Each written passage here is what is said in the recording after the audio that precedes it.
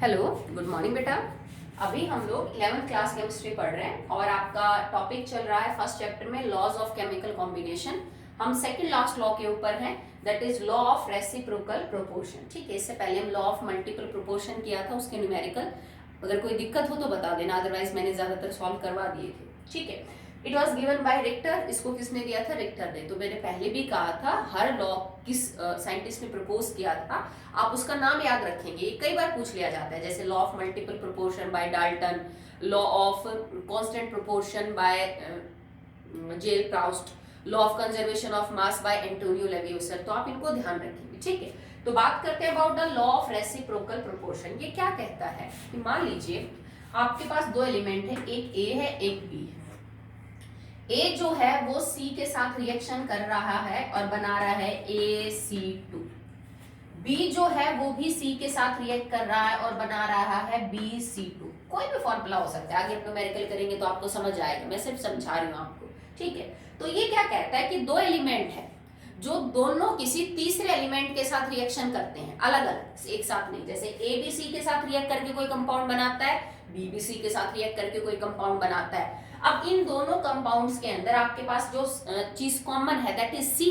ठीक है भाई, मेरा तो फॉर्मूला चलो ऐसा बढ़ गया जिनके अंदर दोनों में सी का मास सेम है। हो सकता है तुम्हारा फॉर्मूला ये आ जाता, चलो BC, कि भाई बी और सी रिएक्ट करके BC बना रहे हैं, ए और सी रिएक्ट करके AC2 बना रहे हैं। फॉर्मूला तो कुछ भी हो सकता है। अब इन दोनों कंपाउंड्स में कॉमन क्या है? सी। आप अगर मास सेम आ रहा है तो बहुत अच्छी बात है, अगर नहीं आ रहा तो मास को कॉमन कर दीजिए, जो एलिमेंट कॉमन है उसका। अब एलिमेंट सी कॉमन है, इसको मास को सेम करने के लिए मल्टीप्लाई बाय 2। फॉर्मूला क्या बन गया?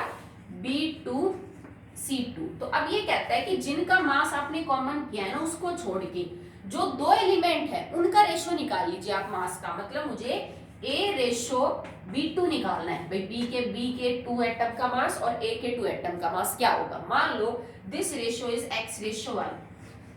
अब ये कहता है ये जो रेशो आपने लिया है ना, जब A और B दोनों साथ रिएक्ट करते हैं, देखो यहाँ पे मैंने A को C के साथ और B को C के साथ रिएक्ट करवाया। अब A और B मिलके जो रिएक्शन करते हैं, A और B मिलके भी तो कोई कंपाउंड बनाएंगे ना। ये लॉ एप्लीकेबल ही उन्हीं के लिए है जो ऐसा करते हैं कि एक एलिमेंट किसी तीसरे के साथ रिएक्शन कर रहा है, दूसरा एलिमेंट भी किसी तीसरे के साथ कर रहा है, और ये दोनों एलिमेंट भी एक दूसरे के साथ रिएक्शन करने के लिए कैपेबल है, तब आप इस लॉ को फॉलो करेंगे। तो ये कहता है कि जो यहाँ पे रेशो आया ना, A और B का रेशो AX:Y, जब A और B आपस में कंबाइन करेंगे तो या तो जो कंपाउंड बनेगा ना उसका रेशो मास का वही होगा जो आपने यहाँ निकाला है वो। ये सेम भी हो सकता है या यूं भी हो सकता है कि जो कंपाउंड यहां बने और जो यहां बने उनके मास के रेशो के अंदर सिंपल मल्टीपल का रेशो हो। जैसे हो सकता है AB2 की जगह तुम्हारा कंपाउंड बन जाए A2B4।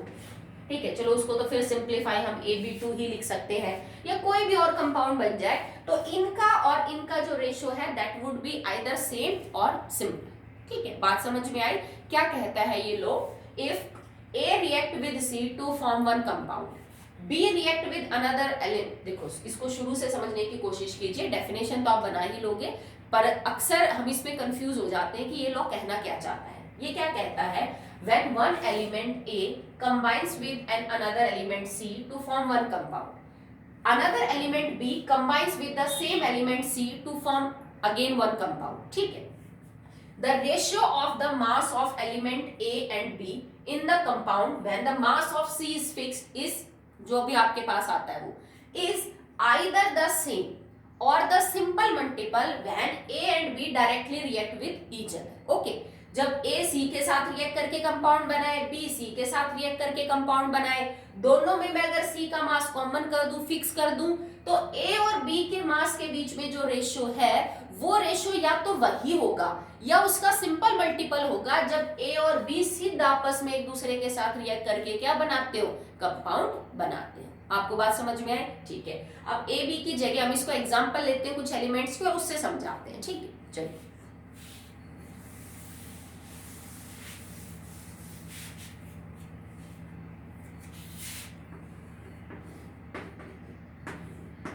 हम इसको ट्राइंगल सा बना लेंगे ताकि आपको 3 एलिमेंट्स अलग अलग दिखे, ठीक है। अब मर्जी आपके, आप चाहो तो इसको ऐसे स्टडी करो, ऐसे करो, ऐसे करो। मैं एक एग्जांपल आपको तीनों तरह से करके दिखा दूंगी, सब तरह से आप सॉल्व कर सकते हो। जैसे देखो, हाइड्रोजन और ऑक्सीजन रिएक्ट करके सबसे सिंपल कंपाउंड बनाएंगे H2, कार्बन और ऑक्सीजन रिएक्ट करके बनाएंगे CO2, और कार्बन और हाइड्रोजन रिएक्ट करके क्या बनाएंगे, मीथेन। अब तुम्हारी मर्जी है, तुम इन दोनों को स्टडी करके इससे मैच करो, इन दोनों को स्टडी करके इससे मैच करो, या फिर इन दोनों को स्टडी करके इससे मैच, ओके, मर्जी आपकी। मान लो मैं इसको और इसको स्टडी करूं, देखो हाइड्रोजन भी ऑक्सीजन के साथ कंबाइन कर रहा है और C भी, कार्बन भी ऑक्सीजन के साथ कंबाइन कर रहा है ना। इसने बना लिया H2O, इसने बना लिया CO2, दोनों में कॉमन क्या, ऑक्सीजन। कार्बन और हाइड्रोजन का मास तो बराबर नहीं कर सकते ना, जो एलिमेंट कॉमन है उसी का करेंगे। इधर 2 ऑक्सीजन है, इधर 1 है, तो बराबर करने के लिए क्या करेंगे, मल्टीप्लाई बाय 2। 2 मल्टीप्लाई करने के बाद आपका फॉर्मूला ये बन गया H4 और O2। अब ये फॉर्मूला बनने के बाद आप हाइड्रोजन और कार्बन के रेशो निकाल लीजिए मास का। तो हाइड्रोजन और कार्बन के मास का रेशो क्या है, H4:C, मतलब 4:12, 1:3, ठीक है, इन कंपाउंड में। अब आप क्या चेक करो कि कार्बन और इसका रेशो चेक करिए, ठीक है। यहाँ पे अब ये दोनों C और H दोनों साथ मिलके भी तो मीथेन बना रहे हैं ना, तो मीथेन में अगर मैं रेशो चेक करूं हाइड्रोजन कार्बन का, देखो मैंने पहले हाइड्रोजन लिखा इसलिए, तो मीथेन के केस में हाइड्रोजन 4 है और कार्बन 1 है, रेशो इज सेम 4:12 या फिर 1:3। तो आपका आंसर आ गया ना कि जब 2 एलिमेंट्स ने एक तीसरे एलिमेंट के साथ मिलके कंपाउंड बनाया, तो एक एलिमेंट का मास फिक्स करके दोनों मास का जो रेशो आया वो या तो सिंपल था या फिर एग्जैक्ट था। यहाँ पे हमारा आंसर क्या आ गया, एग्जैक्ट, ठीक है। अब चलो, हो सकता है कोई बच्चा इसको यूं स्टडी ना करके वो यूं करे। मैं ये मान लेती हूँ कि अब मैं कार्बन को एक बार हाइड्रोजन के साथ रिएक्शन करवा रही हूँ और एक बार आप इसके मान लीजिए, चलो हाइड्रोजन मान लीजिए कि ऑक्सीजन एक बार हाइड्रोजन के साथ रिएक्शन कर रहा है और एक बार कार्बन हाइड्रोजन के साथ रिएक्शन कर रहा है। अब मैंने हाइड्रोजन को यहाँ पे क्या ले रखा है, कॉमन, ठीक है। तो अब इसको चेक कर लेते हैं। देखो, कार्बन ऑक्सीजन के साथ रिएक्ट करके बनाता है CO2, रेशो है 12:32। कार्बन हाइड्रोजन के साथ रिएक्ट करके बनाता है CH4, रेशो है 12:4, ठीक है। इसने इसके साथ रिएक्ट करके ये बढ़ाया, मैंने रेशो लिख दिया, इसने इसके साथ ये बढ़ाया, मैंने रेशो लिख दिया। अब दोनों के अंदर कार्बन कॉमन है, दोनों के मास का रेशो फिक्स है, ठीक है। तो अब आप निकाल लीजिए इन दोनों कंपाउंड्स में ऑक्सीजन और हाइड्रोजन के मास का रेशो क्या हो जाएगा, दैट विल बी 32:4। चाहे तो सिंपल कर दो, नहीं तो यही रहने दो, नो प्रॉब्लम, ठीक है। अब आप चेक करो कि जब इसने इसके साथ क्या, इसने इसके साथ, तो आपने रेशो निकाल लिया। जब हाइड्रोजन और ऑक्सीजन ने डायरेक्टली एक दूसरे के साथ कंबाइन किया तो रेशो क्या है, तो हाइड्रोजन और ऑक्सीजन डायरेक्टली कंबाइन करेंगे तो रेशो इज H2O के अंदर इट इज 2:16 या फिर 1:8। इसमें आप चेक करिए, 4 1 जा 4 एंड 4 8 जा 32, रेशो इज सेम। भाई मैंने 8:1 क्यों आया, क्योंकि मैंने ऑक्सीजन को पहले और हाइड्रोजन को बाद में लिखा। आपने यहाँ हाइड्रोजन को पहले और ऑक्सीजन को बाद में लिखा है, तो इसी कंपाउंड में अगर मुझे ऑक्सीजन और हाइड्रोजन का रेशो निकालना पड़े दैट विल बी 8:1, और यहाँ पे भी हमारा आंसर क्या आ रहा है, 8:1। समझ रहे हो आप, ठीक है। तो देखिए, अब यहाँ पे आपके पास कंपाउंड हो गया, दैट इज इधर से हमने डिस्कस कर लिया, इधर से डिस्कस कर लिया। अब चलिए एक बार इधर से और डिस्कस कर लेते हैं कि अब हम क्या फिक्स करेंगे कि एक बार ऑक्सीजन, ये तो हम कर चुके हैं, ये कर चुके हैं। अब ये चेक कर लेते हैं, एक बार हाइड्रोजन ऑक्सीजन के साथ रिएक्ट कर रहा है, एक बार हाइड्रोजन कार्बन के साथ रिएक्ट कर रहा है, ठीक है। अगर हाइड्रोजन ऑक्सीजन के साथ रिएक्ट कर रहा है it will form H2O, the ratio is 2:16। एक बार हाइड्रोजन कार्बन के साथ कर रहा है, बना रहा है CH4, द रेशियो इज 12:4। दोनों में से मास किसका फिक्स करना पड़ेगा, हाइड्रोजन का कॉमन है, मैंने मल्टीप्लाई बाय किया 2 से मल्टीप्लाई करते ये बन गया 4 और ये बन गया 32, तो इसका मास जो है वो फिक्स हो गया। अब कार्बन और ऑक्सीजन के मास का रेशो क्या बचा, कार्बन ऑक्सीजन का 12:32। जब दोनों आपस में रिएक्ट करके CO2 बना रहे हैं तो रेशो क्या है, CO2 में तो वैसे ही रेशो होता है आपका 12:32। समझ लिए तो बात। तो जरूरी नहीं है कि आपको 3 तरह से प्रूव करना पड़े, मैंने तो तुम्हें एग्जांपल लिख के समझाया है कि आप चाहो तो जैसे हम ABC मान रही थी ना मैं, जैसे कि एक एलिमेंट A एक B ये C के साथ कंबाइन कर रहे हैं, तो तुम अपना C O को भी मान सकते हो, तुम अपना C कार्बन को भी मान सकते हो और तुम अपना C हाइड्रोजन को भी मान सकते हो। कोई बच्चा इसी ट्राइंगल को यूं बना सकता है तो एक दूसरा बच्चा इसको यूं भी बना सकता है। वो गलत नहीं हो जाएगा, सब जगह से आंसर सेम ही प्रूव होगा। समझ में आई बेटा आपको बात? ठीक है, एक एग्जांपल और करते हैं, फिर उससे आपको और समझ में आ जाएगा। ये तो एग्जांपल वो था जिसमें सारे के सारे जो रेशियो आ रहे थे ना बेटा वो सेम आ रहे थे। कई बार सेम नहीं भी आते हैं, मल्टीपल में भी आ जाएंगे।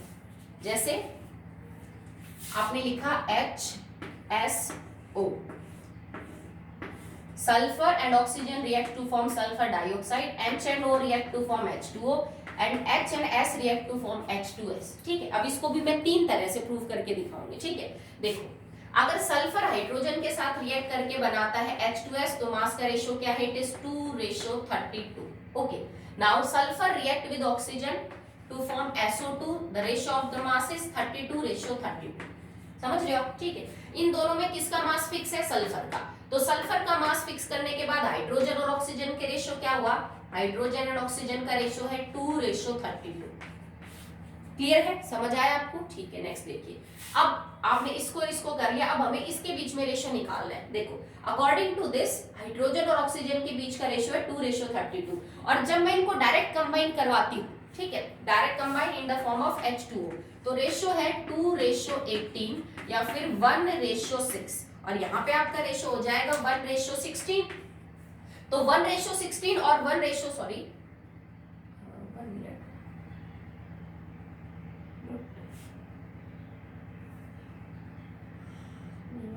18:16, ठीक है, एंड इट इज 1:8। ठीक है, तो यहाँ पे आपका है 1:16 और ये आंसर आ गया 1:8, तो ये इसका सिंपल मल्टीपल हुआ ना, ट्वाइस हुआ। समझ रहे हो कि नहीं बात आप? ठीक है, तो जरूरी नहीं हर बार आपका जो रेशियो आएगा वो सेम होगा, it can be simple multiple. तो जैसे यहाँ पे इनका और इनकी मैंने लिया, दोनों में सल्फर का मास फिक्स किया, हाइड्रोजन और ऑक्सीजन के मास का जो रेशियो निकाला वो इस कंपाउंड के जो मास का रेशियो था उससे क्या आ रहा था? ट्वाइस आ रहा था। चलिए अभी तक हमने ये वाली ट्राइंगल चूज करी, ये वाली, इन दोनों को हमने किया।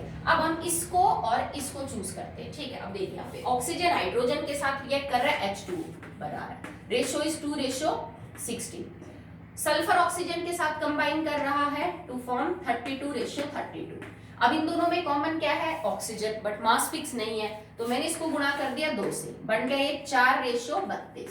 तो 32 फिक्स हो गया। अब हाइड्रोजन और सल्फर में रेशियो क्या है? दैट विल बी 4:32, या 1 रेशियो क्या मान सकते हैं? 8। सिंपल सी बात है, 4×8 = 32। ठीक है, अब इसमें कर लिया। अब H और S आपस में मिलके क्या बना रहे? H2S। H2S में रेशियो 2:32। ठीक है, 2:32 या इट इज करेक्ट। और इसको अगर आप सॉल्व करेंगे तो इट इज 1:16। ये इसका क्या है? मल्टीपल है, सिंपल, जैसे आपका यहाँ पे मल्टीपल आ रहा था। समझ गए? इधर से सॉल्व कर लो, इधर से सॉल्व कर लो, चाहो तो यूं सॉल्व कर लो ऊपर की तरफ से। अब इसको भी देख लीजिए एक बार, आपने H और S की रिएक्शन करवा के H2S बनाया, तो H2S के अंदर रेशियो क्या है? 2:32। H और O के अंदर रेशियो क्या है? H2O बनाया तो 2:16। ठीक है, अब इसमें मास किसका फिक्स करना पड़ेगा? हाइड्रोजन का। हाइड्रोजन का ऑलरेडी फिक्स है, तो now the ratio between sulphur and oxygen is 32:16, that will be 2:1। Clear आपको? ठीक है, अब आप पता करिए सल्फर और ऑक्सीजन के बीच में रेशियो क्या है। अब सल्फर डाइऑक्साइड में सल्फर और ऑक्सीजन के बीच में रेशियो है 32:32, दैट इज 1:1। तो ये 2:1 और ये 1:1, एक दूसरे के क्या है बेटा? सिंपल मल्टीपल है। ठीक है, और भी एग्जांपल आपको मिल जाएंगे, आप किसी भी साइड से ये चीज प्रूव कर सकते हो।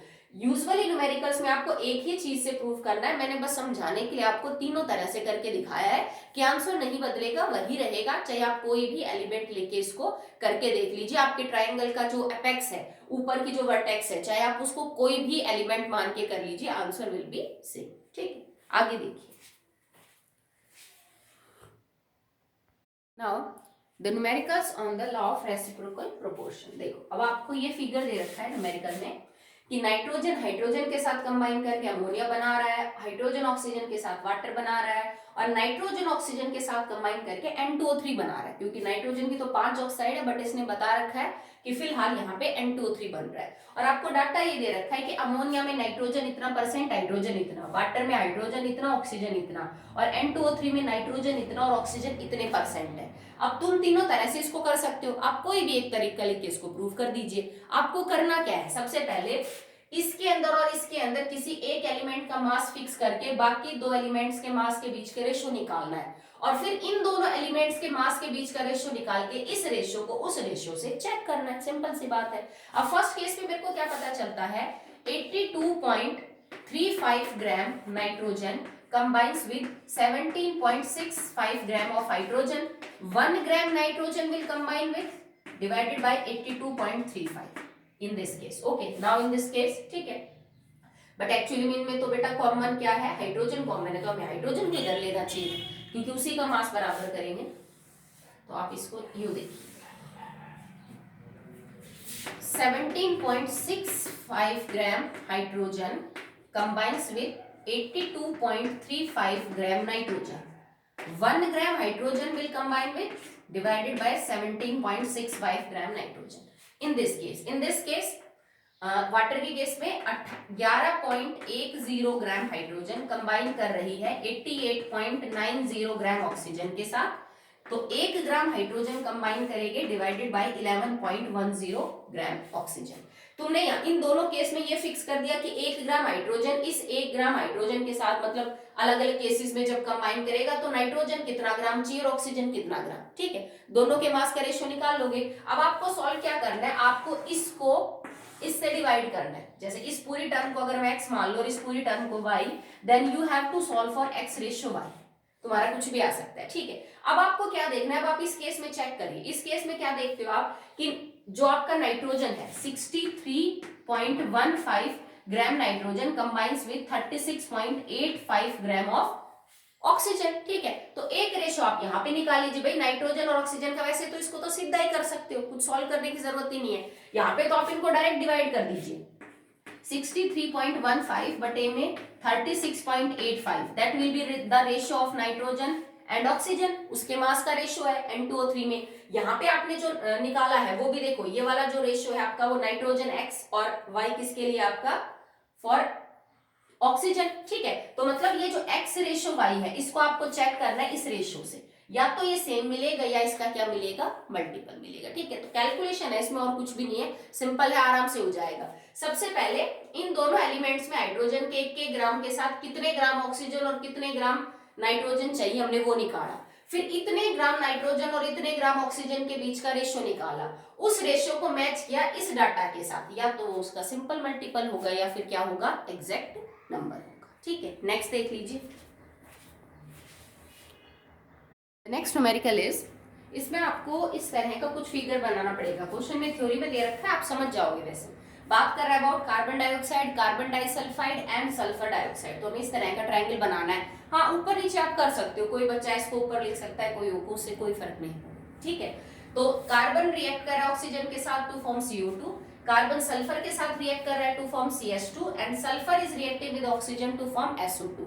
आपको डाटा क्या दे रखा है, सल्फर डाइऑक्साइड में सल्फर 50% है तो 50 ही ऑक्सीजन बचा। कार्बन डाइऑक्साइड ऑक्साइड में कार्बन 27.27 है तो 100 में से घटा लो, ऑक्सीजन की परसेंटेज निकल गई। कार्बन डाइसल्फाइड में कार्बन इतने परसेंट है तो 100 में से माइनस करोगे तो सल्फर की परसेंटेज निकल गई। फिर बिल्कुल सेम मैनर में आपको करना है, ठीक है। यही करना है जैसे इन दोनों में प्रूव करना हो कि इतने ग्राम कार्बन के साथ इतने ग्राम ऑक्सीजन रिएक्ट कर रहा है तो 1 ग्राम के साथ कितनी ऑक्सीजन करेगी, इतने ग्राम कार्बन के साथ इतने ग्राम सल्फर रिएक्ट कर रहा है तो 1 ग्राम कार्बन के साथ कितना सल्फर रिएक्ट करेगा। दोनों में मैं कार्बन का 1 ग्राम फिक्स कर दिया, इसके और इसके बीच के मास के बीच का रेशियो निकाल लो, उस रेशियो को सल्फर और ऑक्सीजन के मास के रेशियो के साथ क्या कर लो बेटा, कंपेयर कर लो। इसके मास का रेशियो तो फिक्स है, ये भी 50 है, ये भी 50 है, दैट विल बी 1:1। ये तो सिंपल है। आप कार्बन का मास 1 ग्राम फिक्स करके ऑक्सीजन और सल्फर के बीच का जो रेशियो है वो आप फाइंड आउट कर लीजिए, तो आप इसको सॉल्व कर सकते हैं, ठीक है। तो यहाँ तक बेटा हमने लॉ ऑफ जो रेसिप्रोकल प्रोपोर्शन है उसको कंप्लीट किया है। ज्यादा न्यूमेरिकल नहीं है, 3-4 ही हैं, जिसमें से 2 तो मैंने आपको करवा दिए हैं। 1-2 जो बचते हैं वो आप घर के ऊपर जो घर पे हैं वो सॉल्व कर लेना। अगर फिर भी आपको कोई दिक्कत आ रही है, डाउट आ रही है तो आप मेरे से कंसल्ट कर सकते हैं, ठीक है। जो नेक्स्ट जो लॉ है कंबाइनिंग वॉल्यूम्स का वो अगले वीडियो में करेंगे।